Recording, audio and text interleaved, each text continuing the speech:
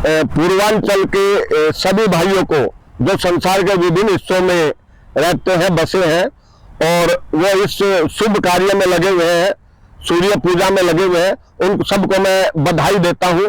यह त्योहार उनके घर में सुख समृद्धि और खुशियां लेकर आए।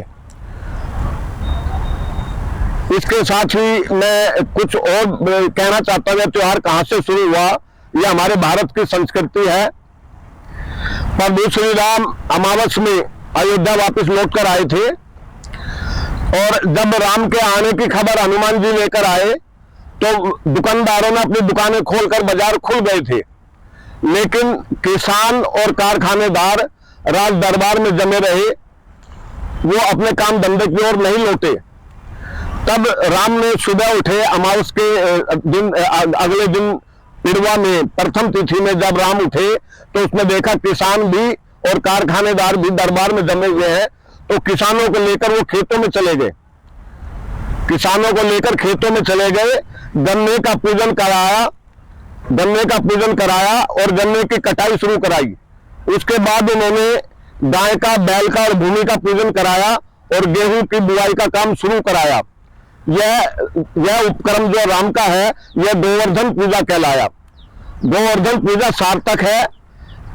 अगर किसान घर में बैठा रहे और कारखानेदार घर में बैठा रहे तो देश की अर्थव्यवस्था चौपट हो जाती है। अर्थव्यवस्था को सुचारू रूप से चालू रखने के लिए फिर राम कारखानेदारों को लेकर उनके कारखानों में गए, मशीनरी का पूजन कराया और जो 15-20 दिन से कारखाने बंद पड़े थे उन कारखानों को चालू कराकर उनको गति प्रदान की। उसके अगले रोज कहते हैं भगवान राम की एक बहन थी जो लक्ष्मण मूर्छा का हाल सुनकर कोमा में चली गई थी।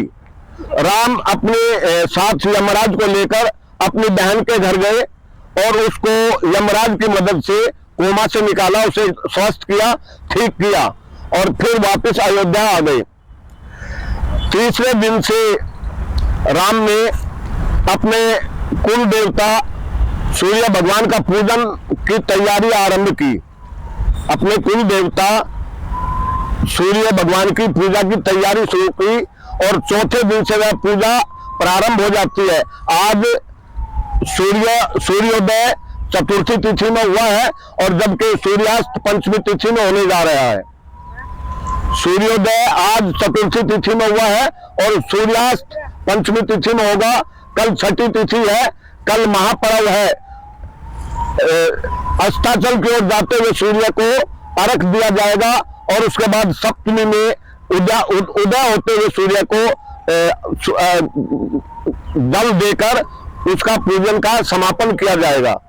कहते हैं इस पूजा के बाद, इस सूर्य पूजा के बाद जो आज छठ महापर्व के रूप में मनाया जाता है, इस छठ पूजा के बाद भरत राम के पास जा बैठे और कहने लगे, हे भाई, अब आप सब कामों से फारिग हो चुके हैं, निवृत्त हो चुके हैं, अब आप अयोध्या के राज सिंहासन पर विराजमान हो जाइए। तब राम ने कहा, हे भाई, मुझे एक सप्ताह में तुम्हारी कोई एक भी कंप्लेन नहीं मिली है, तुम राज्य के उत्तराधिकारी हो, राज्य तुम ही चलाओगे। जब किसी भी प्रकार राम राजी नहीं हुए तब कहते हैं भरत ने राम की परिक्रमा शुरू कर दी और उस परिक्रमा में अयोध्या के लोग भी शामिल हो गए हैं। तो अष्टमी तिथि से भारत के मंदिरों से प्रभात फेरी आज भी निकाली जाती है। ये राम को मनाने की प्रक्रिया है। और कहते हैं कार्तिक पूर्णिमा में राम अयोध्या का राजकाज संभालने को राजी हुए। तब अयोध्या के लोग अपने प्रिय, अपने चहेते राम को पालकी में बैठाकर सरयू नदी में स्नान कराकर लाए। पूरी अयोध्या नगरी उमड़ पड़ी राम को स्नान कराने में और पालकी में बैठाकर राज सिंहासन तक लाए और उनका राज तिलक किया। कार्तिक पूर्णिमा से राम ने अयोध्या की कमान संभाली। इसलिए कार्तिक पूर्णिमा देव दिवाली के रूप में मनाई जाती है। एक दीपमाला अमावस में सजी थी, अयोध्या अमावस में सजी थी, दूसरी बार अयोध्या पूर्णिमा में सजी, जिसे देव दिवाली के रूप में आज भी काशी और प्रयाग में मनाया जाता है। लेकिन इसके साथ जो पूजा है यह नदी तट पर, झीलों पर की जाती है। नदी तटों पर होती है और झीलों पर होती है। नदियां देश का जीवन दायिनी होती है, मनुष्य का जीवन दायिनी नदियां हैं, जल से जीवन मिलता है। लेकिन आज नदियों की हालत, ये दिखाइए, कैमरा करके दिखाइए इधर, आज नदियों की हालत ये देखिए। गंदा नाला, जो नजफगढ़ नाला और बवाना स्केप दोनों का सम्मिलित ये प्रवाह, आज नदी से ज्यादा प्रवाह इस नाले का है। तो इसके दो ही विकल्प हैं, या तो सरकार उस नदी के प्रवाह को बढ़ाए, उसमें सतलुज का पानी डाले या कुछ और उपाय करे, उस नदी के जल को प्रवाह को बढ़ाए, तब इस गंदगी को बहाकर ले जाने में सक्षम होगा। और अन्यथा इस नाले को रोककर इसका कोई दूसरा विकल्प दिया जाए। यमुना के साथ साथ जैसे मेट्रो की सुरंग बनी है, ऐसे सुरंग बनाकर इस नाले को दिल्ली के बाहर किया जाए। इसका तीसरा, इसका कोई उपाय नहीं है। सरकार इस पर 10,000 करोड़ खर्च करे, 20,000 करोड़ खर्च करे, वो सब पानी में बह जाएंगे। गंदगी तो निरंतर आ रही है, जब तक गंदगी इसमें डालने का रुकावट नहीं होगी तब तक इसका कोई इलाज नहीं है। दिल्ली के 3 दिशाओं में, नजफगढ़ नाला, बवाना स्केप और ये यमुना नदी, उत्तर, पूरब और पश्चिम दिल्ली को 3 तरफ से घेरकर दिल्ली के वायुमंडल को प्रदूषित कर रही है। अगर ये नदी शुद्ध हो जाए तो इसका वायु प्रदूषण पर प्रभाव पड़ेगा और दिल्ली नगरी महक उठेगी। अगर पानी की शुद्धता को कायम रखा जाए तो दिल्ली नगरी यमुना के जल से महक उठेगी। यह हमारे आज के वर्तमान शासकों और प्रशासकों की जिम्मेवारी है। आज देश में बहस होती है, अनपढ़ आदमी को चपरासी बनाने पर भी विवाद होता है, लेकिन जो पढ़े लिखे लोग सरकार में बैठे हैं, तो मुझे तो उनसे अनपढ़ आदमी ज्यादा बढ़िया लगते हैं, जो इस नदी के दर्द को समझते हैं। पढ़े लिखे लोगों में मानवता खत्म हो गई है और मुझे तो नहीं लगता कोई विद्वान है, उनकी विद्वता कहीं नजर नहीं आती। कोई कितना भी बड़ा IAS है, IPS है, या वो CM है या PM है, कहीं विद्वता नजर नहीं आती। तो जो जीवन है, जल जीवन है, जल के बगैर आप 1 दिन 2 दिन जिंदा नहीं रह सकते। जो जीवन है उस जीवन को ही नष्ट किया जा रहा है, जीवन को ही पता नहीं असंख्य कीड़े मकोड़े इस नदी के जल में आकर अपना जीवन त्याग रहे हैं। यह महापाप भारत के लोगों पर चढ़ता जा रहा है।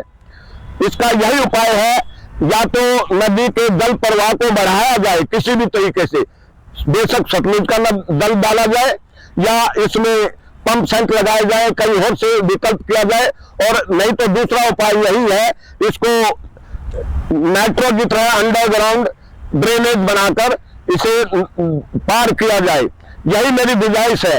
जब दिल्ली में केजरीवाल सरकार बनी और उनके एक मंत्री ने, कपिल मिश्रा ने यमुना आरती प्रारंभ की, तो हमें उम्मीद जगी थी यमुना का सुधार होगा, लेकिन कपिल मिश्रा को भी नजर लग गई और वो केजरीवाल सरकार छोड़कर भाग गए और उनके बाद किसी ने भी यमुना की सुध नहीं ली। दिल्ली में सरकार बदलती रही है। आज जो कथित हिंदूवादी है वो भी दिल्ली सरकार में जनसंघ के रूप में रहे हैं और भारतीय जनता पार्टी के रूप में रह रहे हैं। कभी विधानसभा में साध सिंह वर्मा की सरकार थी, मदन लाल खुराना की सरकार थी, सुषमा स्वराज की सरकार थी, उसके बाद शीला दीक्षित आई, उसके बाद केजरीवाल की सरकार है, लेकिन किसी भी सरकार ने इस ओर कोई प्रयास ही नहीं किया है। उनकी कोई मनो इच्छा ही नहीं है। जब तक सरकार की इच्छा नहीं हो, प्रबल इच्छा नहीं हो, तब तक कोई काम हो ही नहीं सकता। पब्लिक कितना भी शोर मचा ले, हर साल छठ पूजा पर यह आवाज उठती है, हर साल छठ पूजा पर यह आवाज उठती है और छठ पूजा समापन के साथ ये गर्दिश में समा जाती है। उसके बाद कोई सुध लेने वाला नहीं है, कोई सुध लेने वाला नहीं है। दिल्ली में 3 पहाड़ खड़े कर दिए हैं, उत्तर में मुकरबा चौक पर, पश्चिम में, पूरब में गाजीपुर और दक्षिण में ओखला। 3 गंदगी के पहाड़ हैं और 3 तरफ से यह गंदगी दिल्ली के चारों तरफ बह रही है और इसका सारा निर्णय दिल्ली के छोटे छोटे दुकानदारों पर पड़ता है। आटा चक्की बंद करा देते प्रदूषण हो रहा है। मोटर गाड़ियों की गैरेज है, जहां स्कूटर धुलाई होते हैं, वो बंद करा देते हैं कि प्रदूषण हो रहा है। लेकिन जो इतने बड़े स्तर पर प्रदूषण दिल्ली में फैल रहा है, उस तरफ किसी का ध्यान नहीं है।